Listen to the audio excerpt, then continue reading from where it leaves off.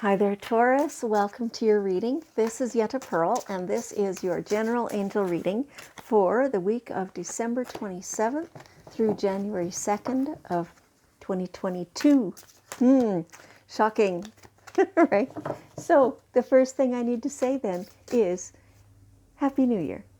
I hope that you've had just an amazing time and that you've been with family, with friends, that you've had fun, and that you are having fun, not just have had.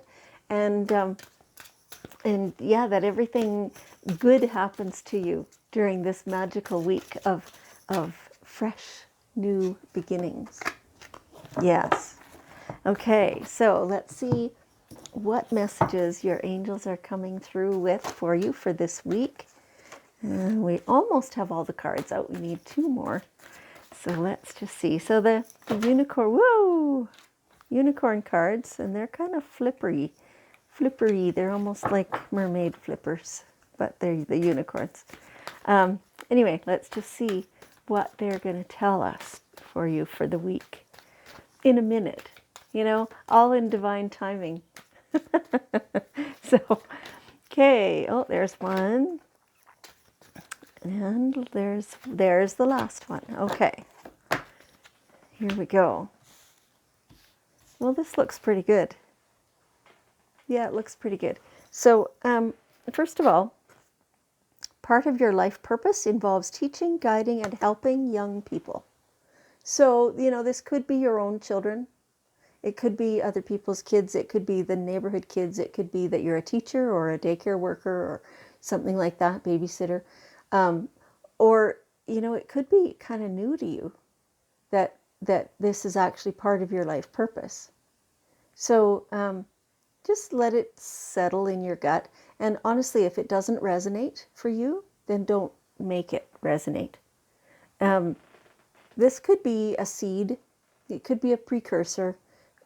It could be for somebody else. That's what, general reading means. It's a group reading, right? There's some people that this absolutely fits and some people that it doesn't, right? So take it as it resonates and don't stress over it. So those of you who have children or are around children, particularly this week, it doesn't necessarily mean that your whole life purpose is to be with kids and teach them and things like that. Oh, and they're just saying that teaching kids is only a half of the equation. The other half is learning from the kids.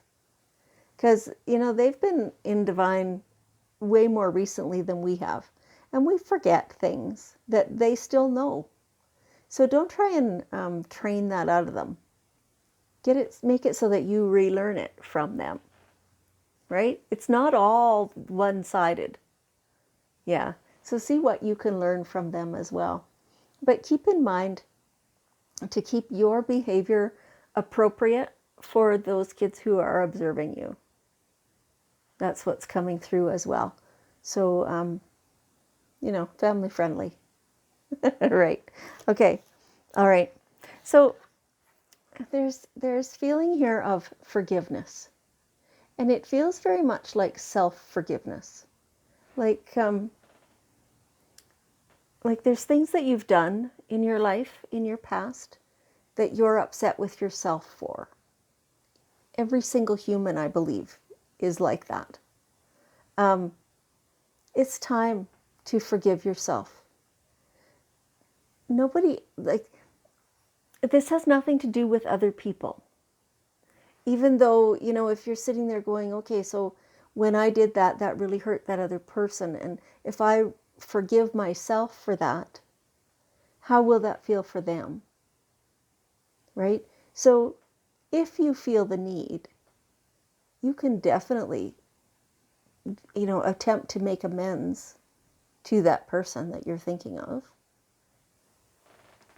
But sometimes, that person maybe isn't in your life at all in any way, or, somehow it's not appropriate to contact them or whatever. You're allowed to make peace with yourself and with your old behaviors because it has nothing to do with anybody else. You can forgive yourself. no matter what.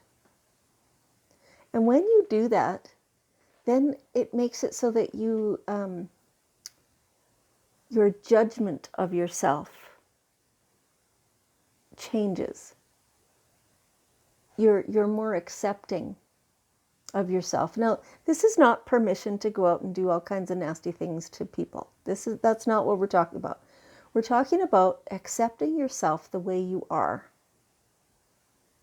And when you do that, then the things that you don't really like about yourself become easier to adapt and to work with and to increase their vibration so that you can change in ways that you consider to be progress, so that you can get better for yourself. Self-forgiveness enables all that goodness to come to you. Yeah, we all screw up sometimes, honestly. So yeah, some are considered worse than others in our current society. You sit with yourself and discover for yourself what's something that, okay, I did that, but I never want to do that again. That was awful of me. You sit with it, you look at it, you see where it came from. Like, what stage were you at then in your life, in your learning? And you come to peace with it. You forgive yourself. And you give yourself permission to move on from that, to get better from that, to learn from it. And so then your judgments of other people also become more open. Because when you're judging yourself for something, you're also judging others for the same thing, generally speaking. And so when you're no longer judging yourself, well, you're also no longer judging other people, which makes acceptance of other people much easier. And then forgiveness of anybody else is just not necessary. Yeah. Okay, this is huge. This is huge. And this is a great time to do this. The beginning of the new year. Start fresh. This is all self-care. This is nurturing yourself. We kind of tend to think of nurturing yourself as, getting a massage and getting a pedicure and shopping therapy and, whatever else, right? Okay, it can be those things in a minor way, but it's the self-forgiveness, the delving deep into your own things, your triggers, your belief systems, your stuff, your garbage, your baggage. That is true self-care. That is nurturing yourself. That is forgiveness and healing and letting yourself be who you are.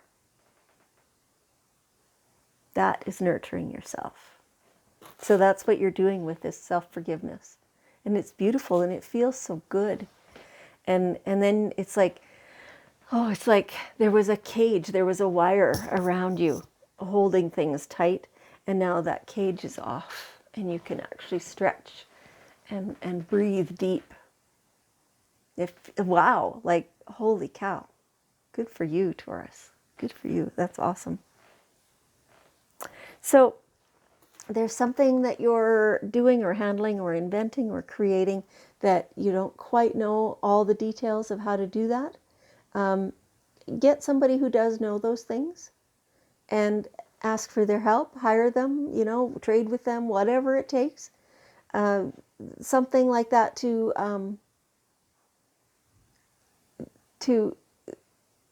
stop wasting your time is what they're saying.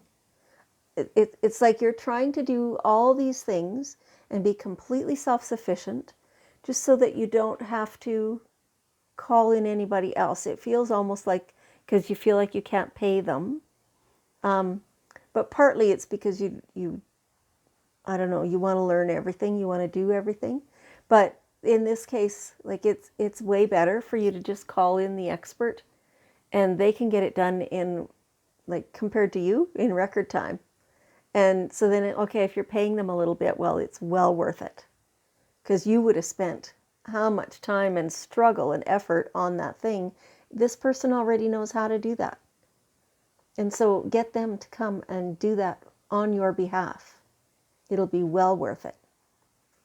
Okay. All right. And here we have both of them feel very similar. They're not quite the same, but wish upon a star and imagine. So here is you creating, manifesting. That's what this is. This is using the law of attraction. We talk about this a lot. And so with the law of attraction, you sit there and you make a wish. You use your imagination and you see, what do you want in your life? How do you want it to look? How do you want it to feel? Who do you want to have around you? What kind of people? Not necessarily specifically who. You know, how do you want life to feel? And really imagine that and feel the laughter and the fun. Like, don't forget to add all that in there. In your picture of yourself, make yourself always lit up with joy, right? And really create that in your mind. And because when you create it in your mind, that means it is taking shape in what we consider to be reality. You're in control of this. You are. And so the more you really get into that, you know, the what it looks like and what it feels like and stuff, and fully picture that and come to believe that that is absolutely possible, then the sooner that'll come to you. Okay, that's awesome. All right, so here we have the daily guidance cards. And we'll ask for one last bit of wisdom from our angels, and there it is. Here we go again. Opportunity to forgive. There's always opportunity, but this is big and you know, it's tripping you almost so that you won't go past this. It'll make you do this. So just you know, take the time, sit with yourself, discover what it is that you need to forgive in yourself. And, you know, part of this one feels a little different energetically, that it is about maybe somebody else that you feel the need to forgive them. Start with you and then move on to them. Okay, don't forget to cut cords. All right, Taurus, thank you so much for joining me. I appreciate you very much, and I love you, and Happy New Year.